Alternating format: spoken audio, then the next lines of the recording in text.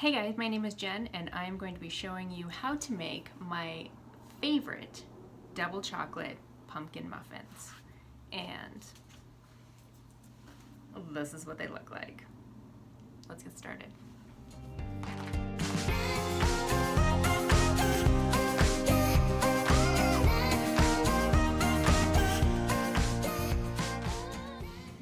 Alright, so the first step to doing any baking is to preheat your oven. In this case, we are preheating it to 350 degrees, which I've already done. No, I haven't.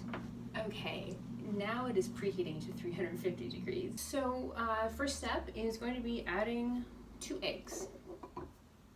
I like to start with the eggs if you're using one bowl. Because that way, if you end up getting any shells in here, then you can take out the shells really easily. Whereas if you already have a bunch of other ingredients, then it's a little harder to just remove the shell. The other thing you could do if you wanted to mix together a couple of the other ingredients first is you could crack these eggs in another bowl, make sure they're shell free, and then transfer them over to your bowl, okay?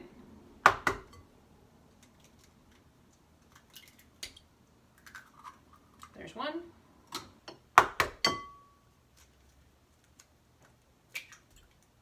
And 2. Now, while I have the camera down here, I also wanted to mention that you also, in preparation, want to just line a muffin tin with 12 baking liners, okay? All right, we got our eggs in, and the next thing I'm going to add in is the pumpkin. So as far as pumpkin goes, you want to be using pure pumpkin puree, okay? There is a can that you can get for making pumpkin pie. It has spices in it. You don't want to use that. It would completely throw off the taste of these muffins. So you just want to buy the pure pumpkin puree. And this is what it looks like. So we are going to be using a half a cup.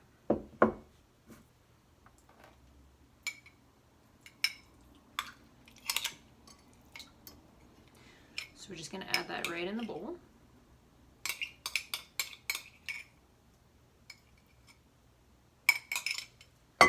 And then we're going to mix those two things together.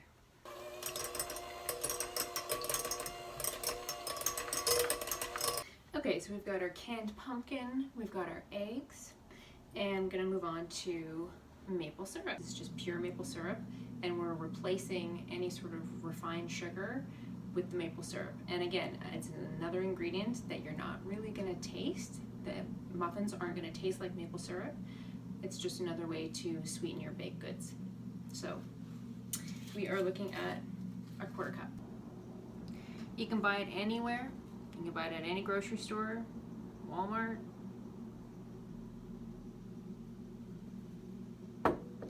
The other trick to measuring is that you want to make sure that you're trying to do it at eye level. If you're measuring it like this, you might end up putting too much in or too little.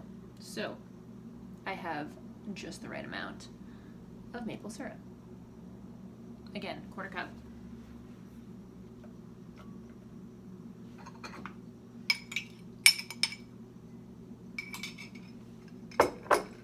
And I'm going to mix it again.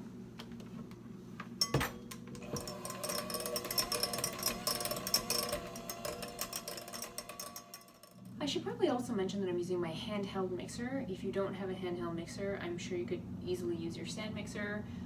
If you don't have that, then you could probably easily put this together with just a spatula, a whisk maybe in the beginning, and then switch over to a spatula. Just kind of use whatever you have at home, okay? So next ingredient is 1 cup of almond butter. Almond butter is found pretty well anywhere nowadays, depending on the grocery store that you're in. Sometimes the almond butter is in with the peanut butter, and sometimes it's in with the natural food section. You want to make sure that you're buying almond butter that is just almonds. So if you look at the back and you're looking at the ingredients, it says dry roasted almonds, and that's it. You don't need anything else in there. If you're allergic to almonds or cashews, that kind of thing, but you're not allergic to peanut butter, I would imagine that you could easily make these with peanut butter. Again, I would try to go for the natural route, and you can find natural peanut butter the same as you can find almond butter. I will say that you'll probably taste it, but there's nothing really wrong with chocolate and peanut butter together. So it would just be its own thing, but it would still be delicious. And you want to make sure that you're just giving your almond butter a good stir. Natural almond butter or any nut butter does come with the oil sort of on top, if you can see that without me spilling it everywhere. So you just want to mix it up and make sure it's all even, and then we'll add it in and measure it up, okay?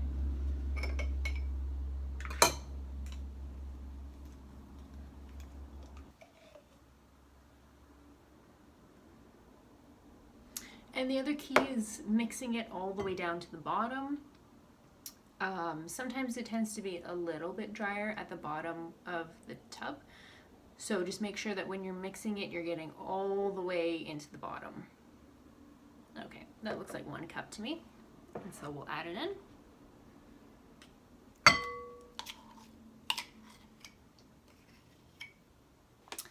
And mix all of that together now.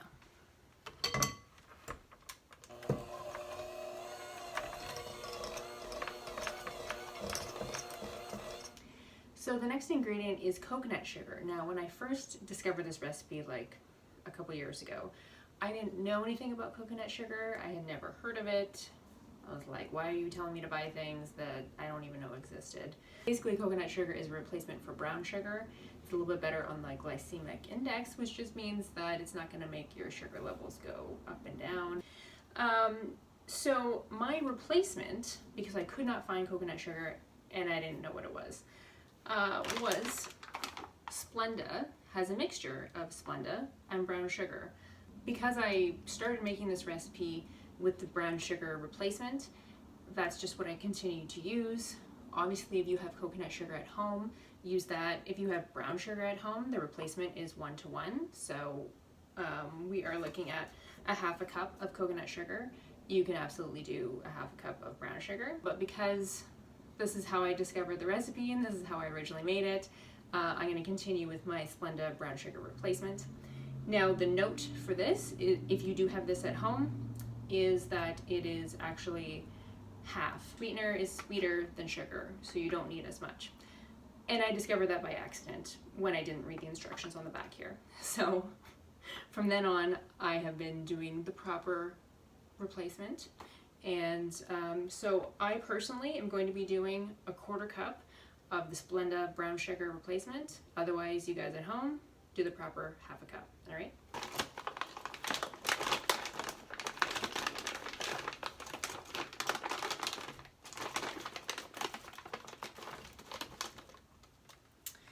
And anytime you're working with brown sugar, you want to make sure that you pack it. Just by lightly pressing down.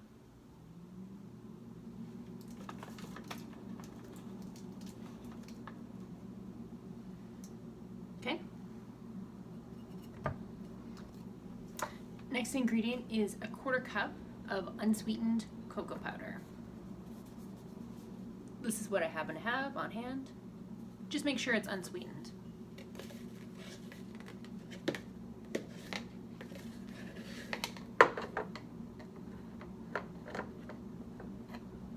And whenever you're measuring, just make sure you level it off with your finger so that it's correct.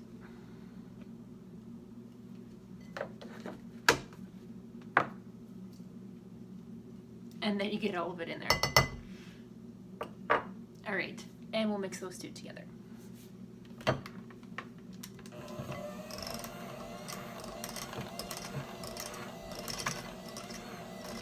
All right, so we're just left with a few things.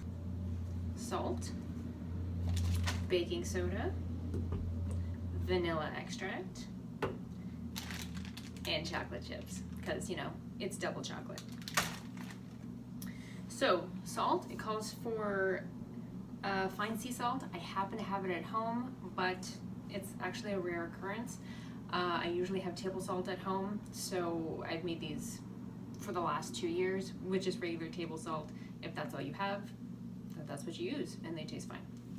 So we're looking for a 1/4 teaspoon, measuring it correctly. Just level it off with your finger so that it's even with the top of the spoon. And 1/2 teaspoon of baking soda. Baking soda basically helps the baked goods rise, creates bubbles, and I'm not a scientist, so I don't know everything that goes on in it, but basically it helps your baked goods rise. If you didn't use it, you'd notice the difference. So 1/2 teaspoon, again level. 1 teaspoon of vanilla, and we're looking for real vanilla extract, not the artificial.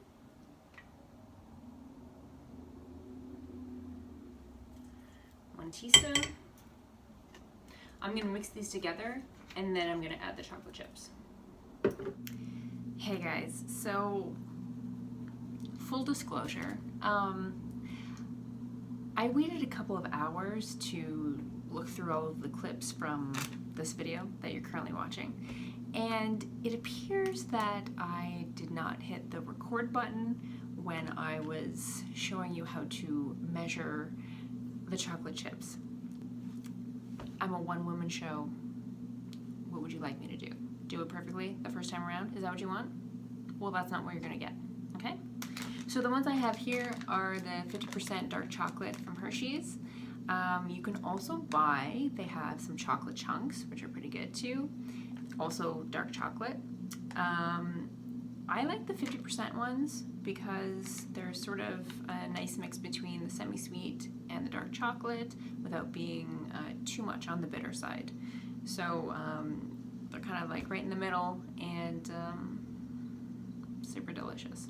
I've got a 1/2 cup measurement, and that will go into our bowl, which will go into the next bowl in the next clip. Because they're chocolate chips, I typically add a little more. I mean, what's a couple more when we're talking about chocolate chips, right? Just like a couple. So just like, I don't know, maybe like something like that. Just like a few extra. Okay, in all seriousness though, 1/2 cup, and it does say you can add a few extra ones on top. I usually skip that part just because I find that if you're putting them into like a Ziploc bag or something afterwards, that they do kind of melt on the bag. So I usually just incorporate all of my chocolate chips inside of the batter. So now back to your regular scheduled programming, which is me mixing the chocolate chips into the batter, and that's the final step before we put them into the muffin tins and then put them in the oven.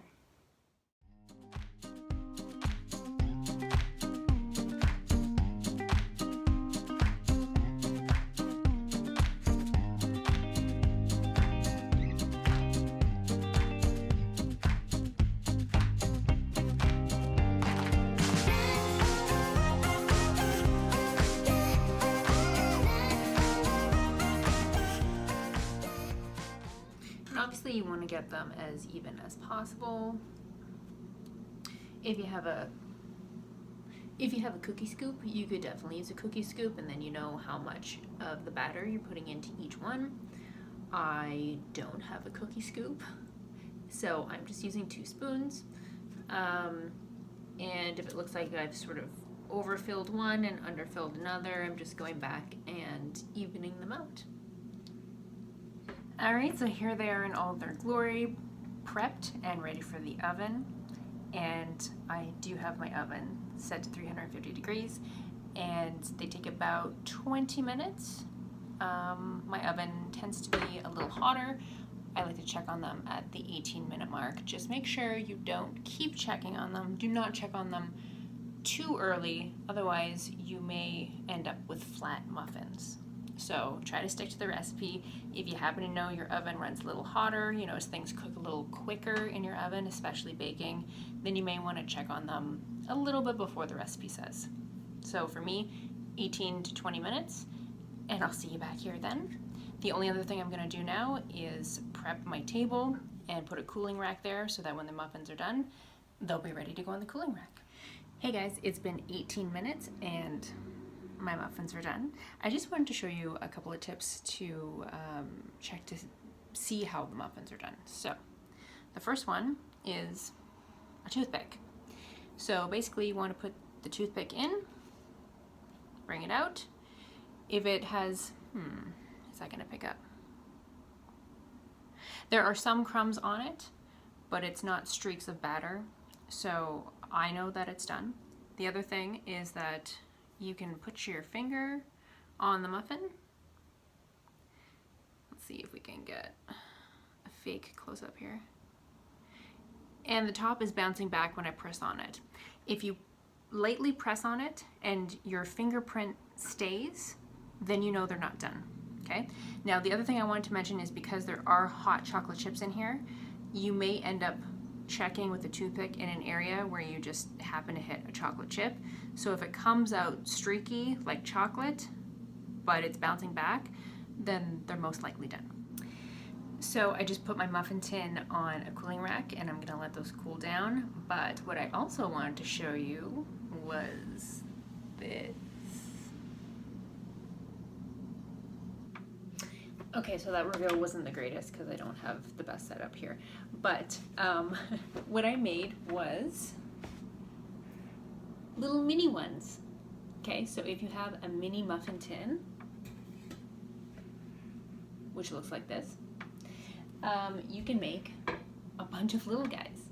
I tested this out right before I shot this video, and it makes 36 little guys. I personally like the little ones for, say, if you want a snack for your kids, if you wanted a little dessert after dinner, if you want to bake something and bring it to a potluck, which we're not supposed to be doing right now. I have actually brought them onto a film set before. I'm just saying, they went like hotcakes, okay? So yeah, and baking time was about 10 to 12 minutes. I would say they were closer to 12 than to 10, but yeah, I would say the 10 to 12 range, okay?